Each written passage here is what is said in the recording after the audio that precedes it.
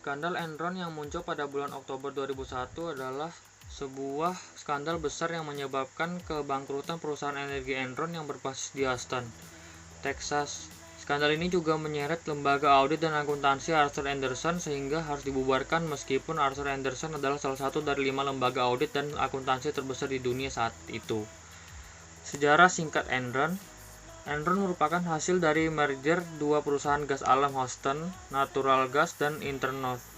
Merger ini dilakukan oleh pebisnis Kenneth Lay pada tahun 1985 pada awal tahun 1990-an. Lay menginisiasi penentuan harga pasar untuk listrik serta mendorong Kongres Amerika Serikat melakukan re-regulasi terkait penjualan gas alam. Hal ini memungkinkan Enron untuk menjual energi dengan harga yang lebih tinggi sehingga berpengaruh positif terhadap keuntungan perusahaan. Kesuksesan ini menempatkan Enron sebagai produsen gas alam terbesar di Amerika Utara sejak 1992 dengan memiliki kontrak senilai 122 juta dolar Amerika Serikat. Dalam perkembangan usahanya, Enron melakukan strategi diversifikasi dengan menambah bisnis pembangkit tenaga listrik, pabrik pulp dan kertas, pengolahan air bersih, dan layanan broadband di seluruh dunia, termasuk juga mendirikan pembangkit tenaga listrik di negara lain seperti di Filipina, Indonesia, dan India. Latar belakang penyebab. Laporan keuangan Enron yang kompleks menimbulkan pertanyaan dari pemegang saham dan analis model bisnis dan praktik-praktik tidak etis dari perusahaan ini, antara lain menampilkan data penghasilan yang tidak sebenarnya, serta modifikasi neraca-neraca keuangan demi memperoleh penilaian kinerja keuangan yang positif. Kombinasi dari sekian banyak isu ini kemudian menyebabkan kebangkrutan Enron. Di samping itu, Enron menerapkan praktik akuntansi yang dikenal sebagai mark-to-market accounting, di mana pencatatan aset didasarkan pada nilai pasar bukan pada nilai bukunya. Praktik akuntansi ini juga memungkinkan Enron melaporkan profit berdasarkan proyeksi bisnis, bukan berdasar profit sebenarnya.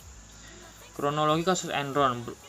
Pada tahun 1997, Enron membeli perusahaan pembangkit listrik Portland General Electric Corp senilai 2 miliar dolar. Sebelum tahun 1997 berakhir, manajemen mengubah perusahaan tersebut menjadi Enron Capital and Trade Resources yang menjadi perusahaan Amerika terbesar yang memperjualbelikan gas alam serta listrik. Pendapatan meningkat drastis dari 2 miliar dolar menjadi 7 miliar dolar dengan karyawan yang juga tumbuh dari 200 orang menjadi 2.000 orang.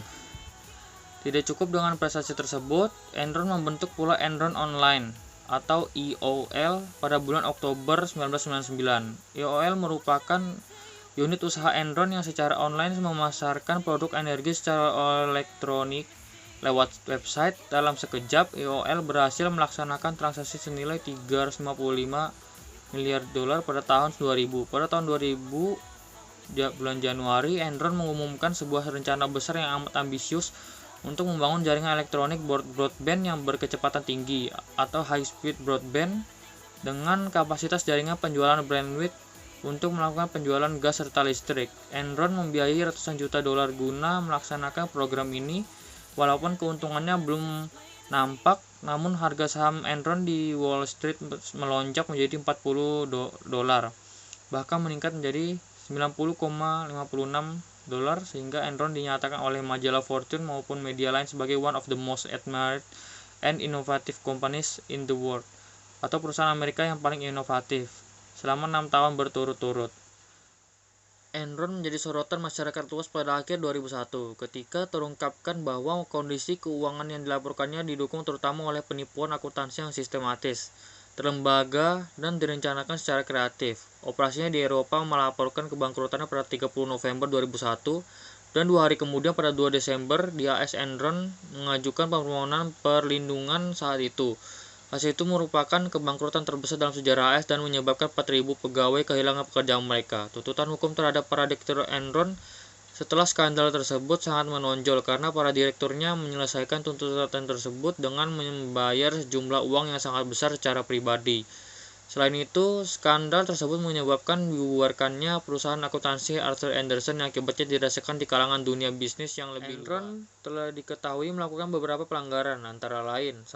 Menggelembungkan nilai pendapatan marine energy atau usaha Enron dari 185 juta menjadi 366 juta. Tercatat sebesar 180 juta merupakan pendapatan fiktif.